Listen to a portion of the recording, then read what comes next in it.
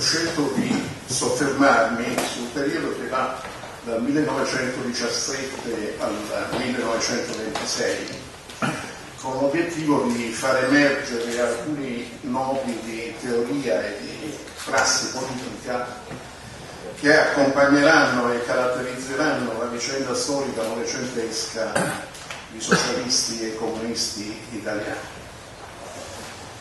C'è una bibliografia piuttosto nutrita sull'argomento, cito soltanto i nomi degli autori verso i quali sono più debitore per la redazione di questa comunicazione, da più recente al meno recente: Ludovic, Pons, Ragionieri, Caletti, Petracchi e soprattutto Scriano, primo volume della storia del Partito Comunista Italiano.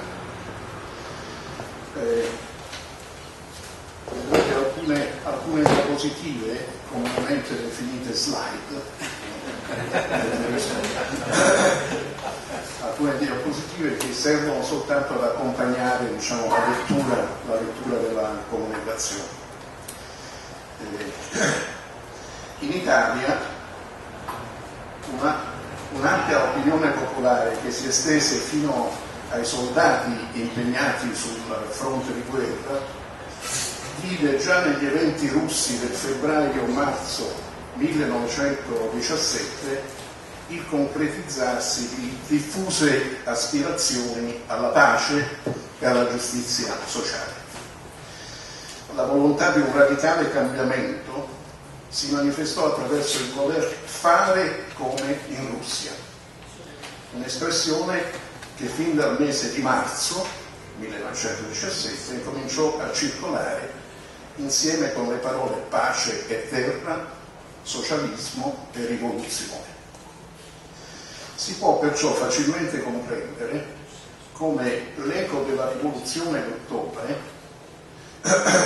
e della conquista del potere da parte dei bolscevichi, nelle stesse giornate segnate dalla rotta di Caporetto, suscitasse immediate ripercussioni tra i lavoratori italiani.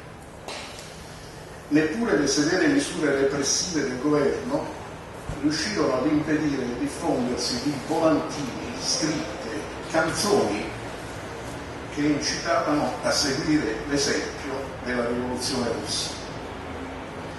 Tutto ciò indurrà Trotsky, in un discorso ai Soviet del 22 novembre, ad affermare che tra i paesi dell'intesa l'Italia era quello che aveva accolto con maggiore entusiasmo la vittoria del bolscevismo. Del 25 dicembre è il famoso articolo di Gramsci sull'Avanti intitolato "La rivoluzione contro il capitale". I bolscevichi, secondo Gramsci, hanno infranto le ferree leggi del materialismo storico, facendo la rivoluzione laddove, secondo il Capitale di Marx, sarebbe stato necessario creare innanzitutto lo zoccolo storico della società capitalistica. Gramsci poneva perciò l'accento sulla volontà sociale e collettiva di avanguardie e masse consapevoli, cito, come forza trainante della storia, rifiutando ogni concezione deterministica del marxismo. All'opposto, secondo Bordiga, la rivoluzione bolscevica si era sviluppata proprio secondo le linee tracciate dal marxismo classico.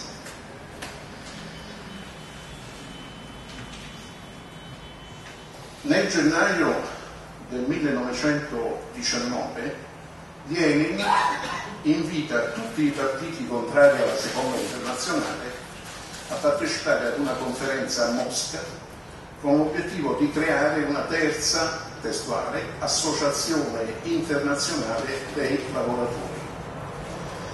Pochi delegati partecipano a questa riunione, mancano italiani, francesi, belgi, inglesi, spagnoli. E comunque il 4 marzo lì a Mosca nascerà ufficialmente la terza internazionale, Comintern, che avrà un ruolo fondamentale nelle vicende dei comunisti italiani.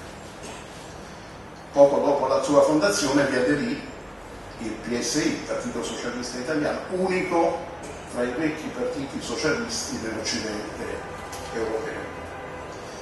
In Italia il 1919 è noto, si caratterizza per un duro scontro sociale con una larga adesione popolare all'esperienza sovietica, che suscita allarme e reazione in seno alla borghesia e al governo.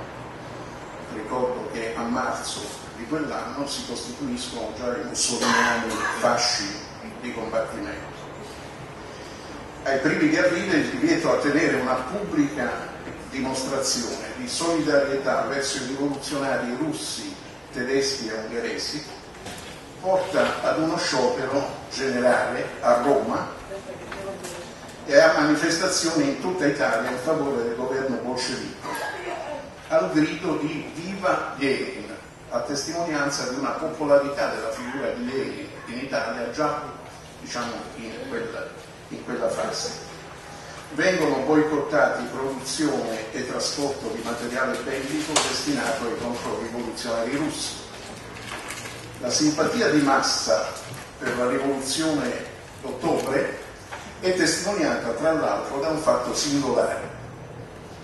Soprattutto in Emilia e in Toscana, numerosi figli di proletari vengono iscritti all'anagrafe col nome di Lenin. Tutto ciò ci fa capire perché alle elezioni del 16 novembre 1919 la lista socialista, che si presenta col simbolo della falce e del martello, emblema del Soviet russo, ottiene una grande affermazione, passando da 52 a 156 deputati.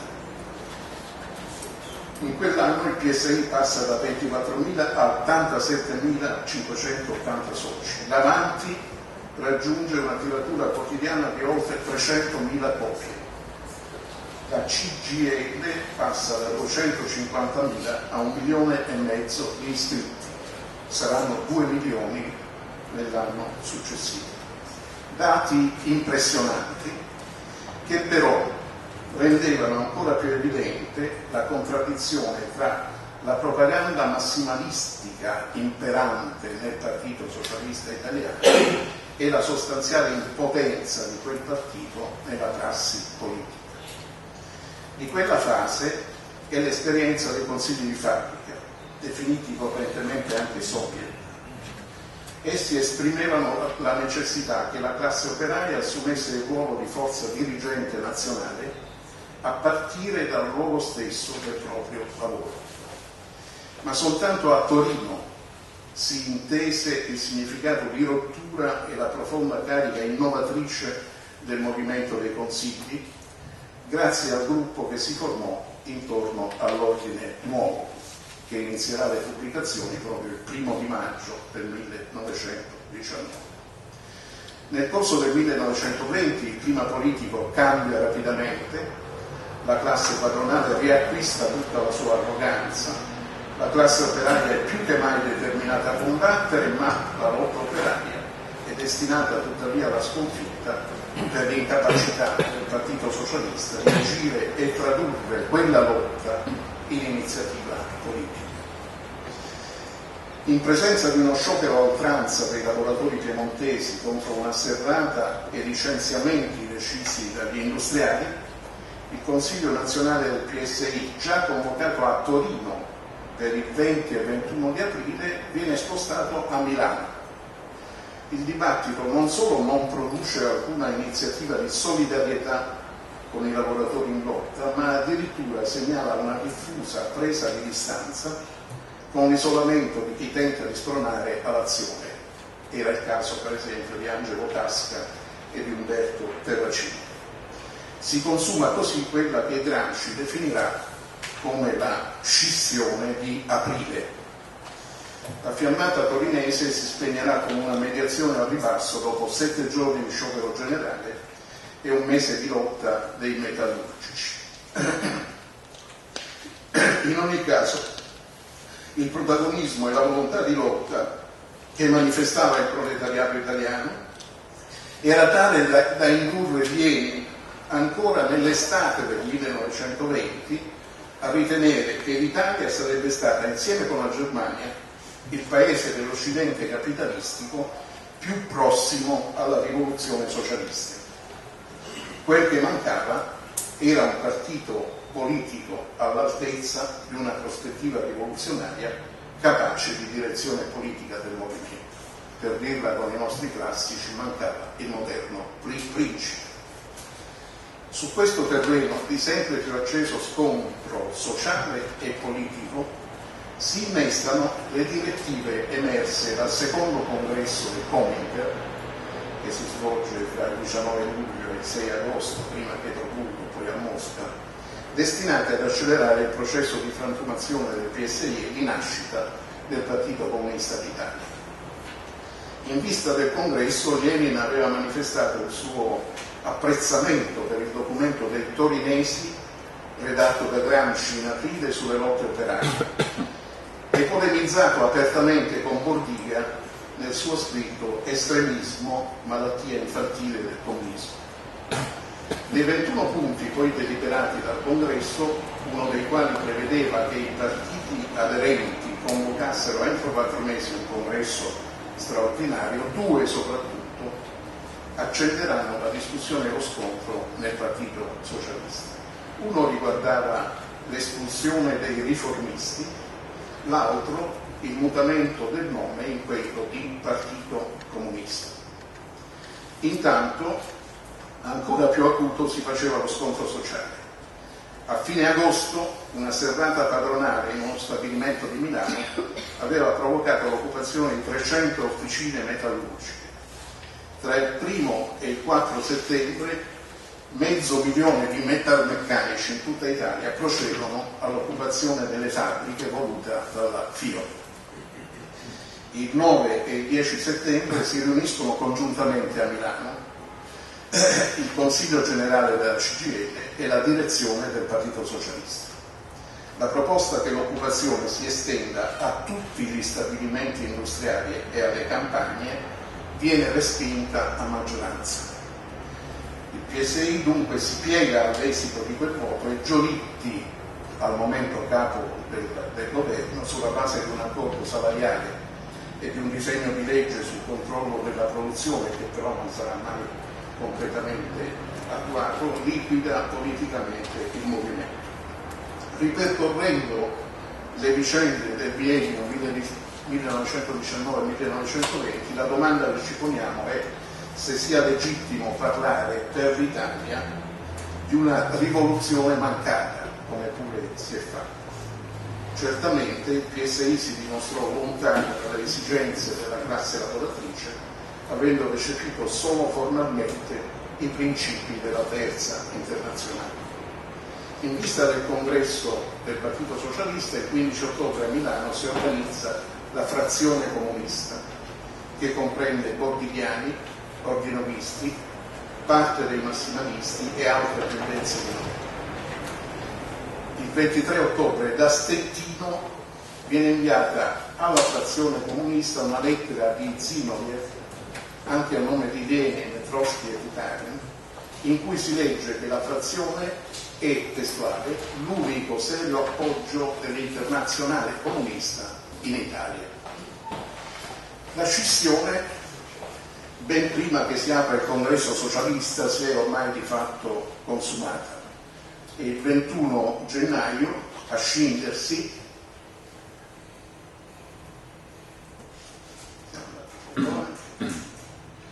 il 21 gennaio a scindersi saranno i comunisti, finiti nel frattempo in minoranza. Nell'ottobre dell'anno seguente si separeranno poi i riformisti e nel PSI rimarranno soltanto i massimalisti. Quel 21 gennaio 1921 Togliatti è a Torino. Il giorno successivo il titolo del suo articolo sull'ordine nuovo dice tutte le attese ma anche tutte le incognite del momento. Il titolo è Che avverrà domani? Quello che nasce a Livorno sotto la guida di Bordiga è un partito massimalista, dogmatico, settario, che eredita dal PSI anche la tendenza al frazionismo e affronta l'ascesa del fascismo con la logica del tanto peggio, tanto meglio, nella convinzione che essa renda più vicina l'ora della rivoluzione e la sconfitta definitiva della borghesia. È un partito che a lungo ignorerà l'insegnamento di Lenin, condannandosi ad un isolamento reso ancora più grave dal gioco degli avversari. Il 3 agosto del 1921 i fascisti firmeranno un patto di pacificazione con i socialisti e con la CGIL. Una spia di questi limiti sarà l'atteggiamento negativo assunto nei confronti degli arditi del popolo, un movimento a carattere unitario e spontaneo di difesa contro i fascisti, e nei confronti dell'Alleanza del Lavoro per una resistenza unitaria al fascismo, cui aderiranno CGIL, USI, UIL, Federazione Nazionale dei Lavoratori dei Porti, e sarà lo stesso Lenin a sollecitare invano un comportamento diverso da parte del partito italiano. Seguirà una lunga serie di contrasti nei rapporti tra il PCD di Bordiga e i dirigenti di Comintern e PEPUS. Al terzo congresso dell'Internazionale Comunista a Mosca, 22 giugno 1921, una commissione discute sulla questione italiana ed emergono critiche sul settarismo del partito italiano.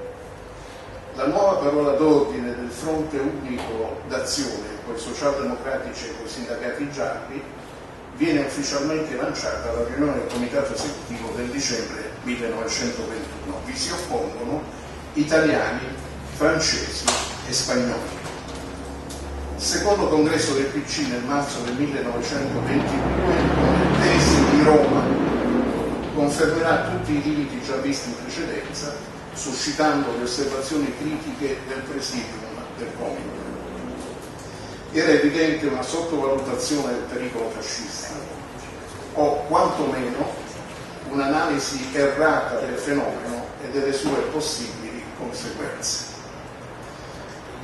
Dal congresso risulterà confermato il blocco di maggioranza formato da bordighiani ed ex ordinovisti. Gramsci verrà inviato a Mosca presso l'esecutivo del Comintern e in luglio però, nella maggioranza uscita dal congresso, di fronte all'incalzare della reazione fascista, che trova una risposta operaia con una serie di scioperi spontanei, si avvertono primi scricchiolini. Il PC appare diviso tra torinesi favorevoli ad un'azione unitaria e centro che ancora una volta è per il tanto peggio, tanto meglio. Bordiga arriva ad affermare: i fascisti vogliono buttare giù il baraccone parlamentare, ma noi ne saremmo lietissimi. Tra luglio e agosto fallisce lo sciopero legalitario indetto dall'Alleanza del Lavoro, anche grazie all'offensiva militare fascista. Sarà l'ultimo bagliore della resistenza popolare al fascismo. Trotsky commenterà così queste vicende: il Partito Comunista italiano non si rendeva conto della portata del pericolo fascista, si pasceva di illusioni rivoluzionarie. Secondo le informazioni degli amici italiani, eccettuato Gramsci, il Partito Comunista non ammetteva neppure la possibilità della presa del potere da parte dei fascisti. Tra il 1923 e il 1924 il PC attraversa una lunga e complessa fase di transizione dalla direzione di Bordiga a quella di Gramsci, con l'avvio di un vasto e profondo ripensamento su impulso del Comintern, la cui dirigenza nella primavera del 23 esprime una dura critica, soprattutto alla luce dell'avvento al potere di Mussolini, rispetto a questioni tattiche e strategiche quali ruolo del partito, concezione del governo operario, tipo di lotta al fascismo, prospettiva d'azione. Ciò porterà alla nomina d'autorità di un nuovo comitato esecutivo del PC, formato da Formichiari, Socimarco, Togliatti, Casca, Vota. A Bordiga verrà offerto di far parte del massimo organo rappresentativo del Comintern. Per Gramsci a Mosca dal maggio del 22 al dicembre del 23 e poi a Vienna fino al maggio del 1924 ha inizio un'evoluzione politica che lo farà apparire come l'uomo dell'internazionale. Inviterà tra l'altro i compagni dirigenti del partito a non continuare più con l'atteggiamento finora avuto di geni incompresi e farà suo il disegno strategico di un fronte unico, di un impulso unitario reale. In una lettera al comitato esecutivo del PC da data 12 settembre 23, a proposito della fondazione di un quotidiano operaio decisa dal Comintern, propone come titolo l'unità per un giornale con un carattere non di partito per la prospettiva di una repubblica federale degli operai e dei contadini. Inizierà le pubblicazioni il 12 febbraio 24 a poca distanza dalla morte di Elena. Ha inizio ora un lavoro di creazione di organismi unitari nelle fabbriche attraverso le commissioni interne. Gramsci opera per formare un nuovo gruppo dirigente del partito e rivendica per la prima volta in toto la linea del Comintern, demolendo di fatto le tesi di Roma.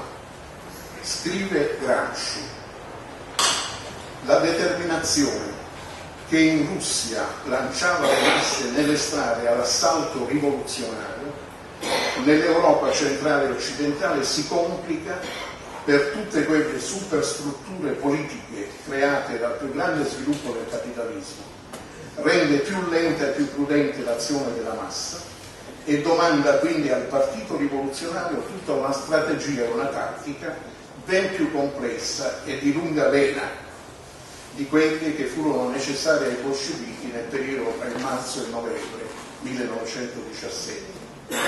Amadeo, ci dice Bordiga, si pone dal punto di vista di una minoranza internazionale, noi dobbiamo porci dal punto di vista di una maggioranza nazionale.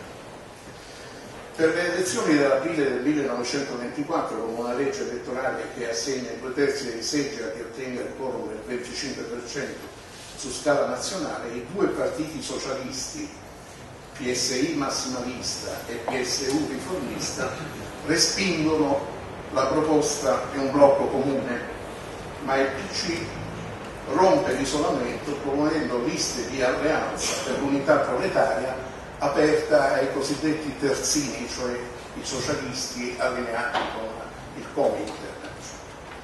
Bordiga, da sempre astensionista e contrario anche alla fusione con i terzini, rifiuta la candidatura.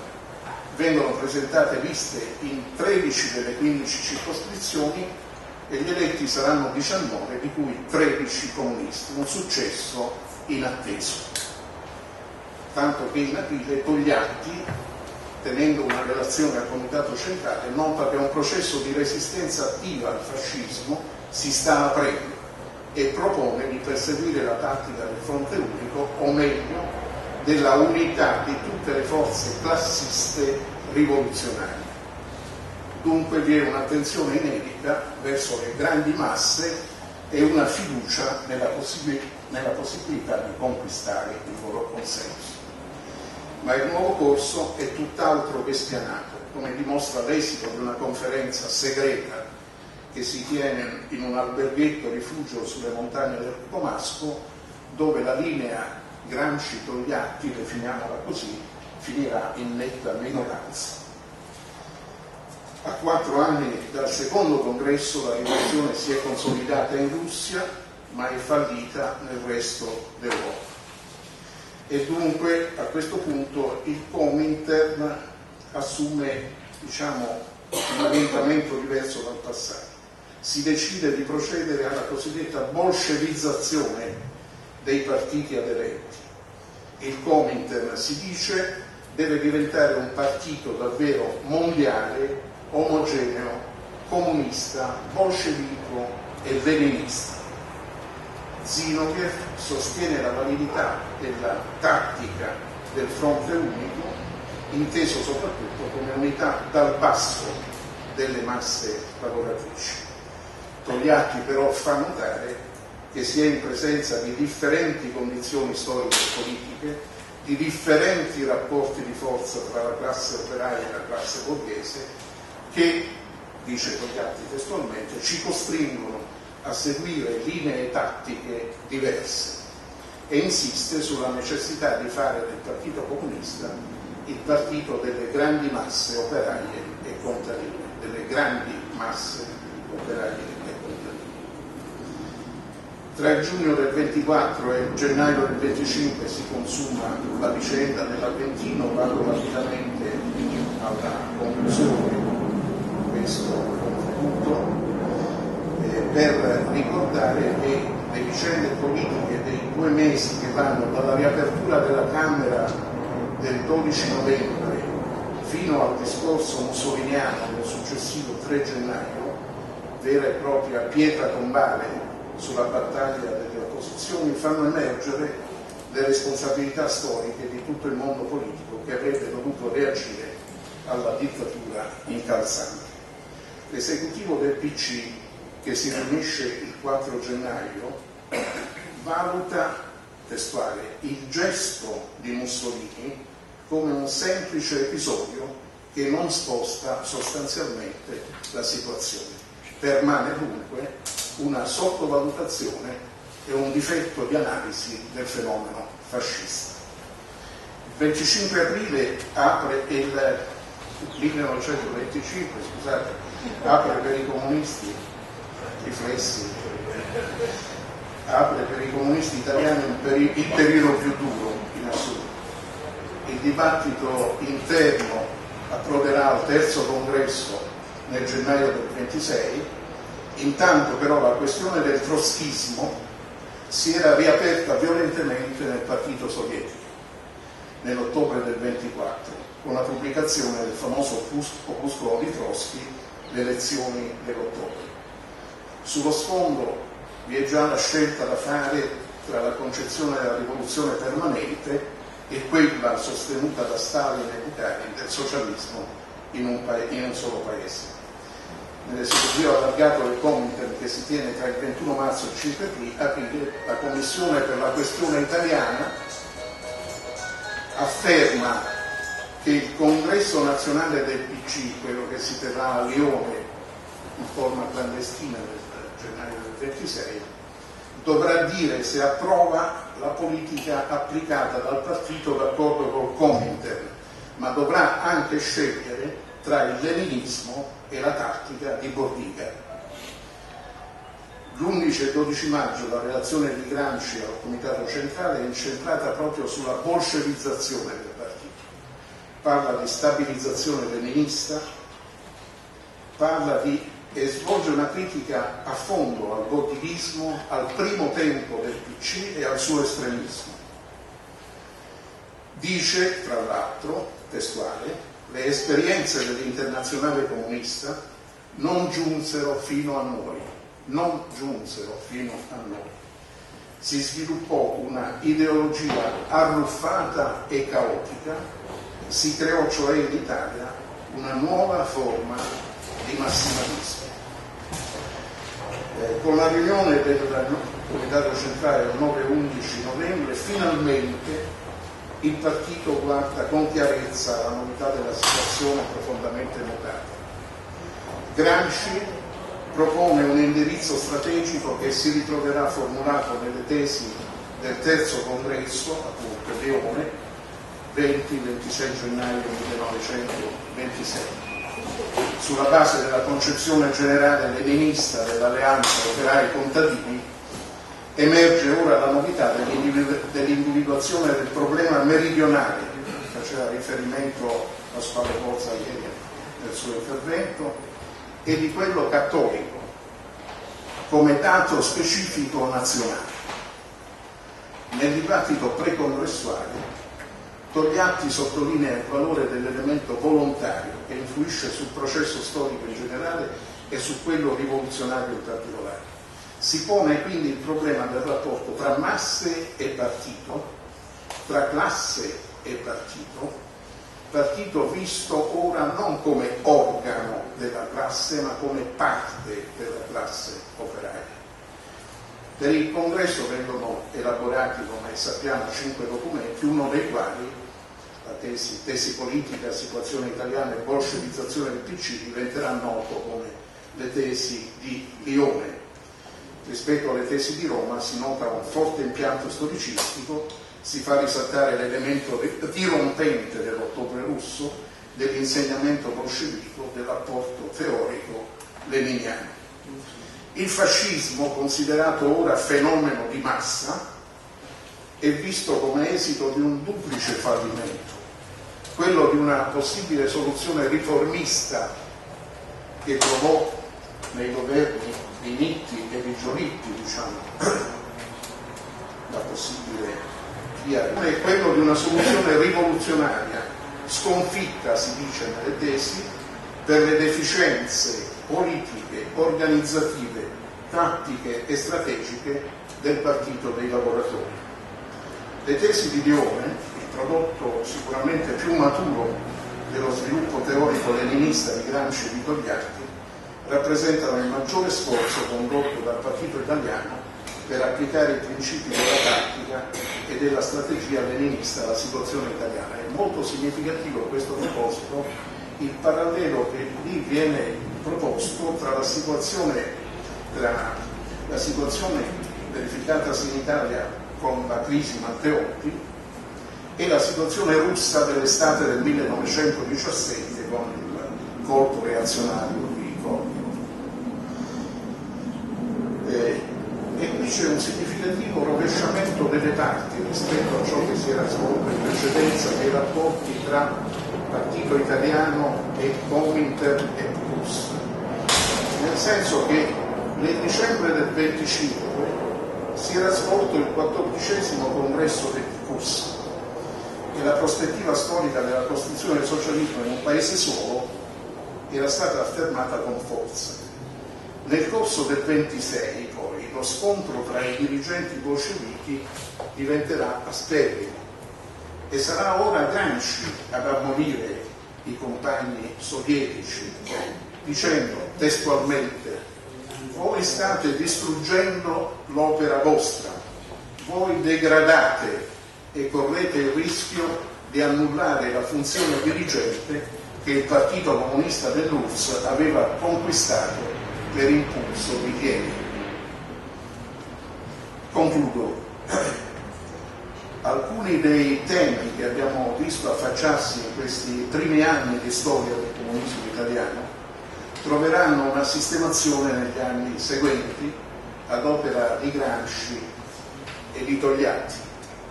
Quest'ultimo, per esempio, già nel rapporto presentato al 7° congresso del Comintern sotto la direzione di Giorgio Dimitrov luglio-agosto 1935, vedrà nel fascismo un regime reazionario di massa, sottolineo non inevitabile, in funzione di una dittatura di classe e dunque porrà la questione dell'egemonia del proletariato nella rivoluzione antifascista intesa come rivoluzione popolare, sostenendo convintamente la politica del fronte unico.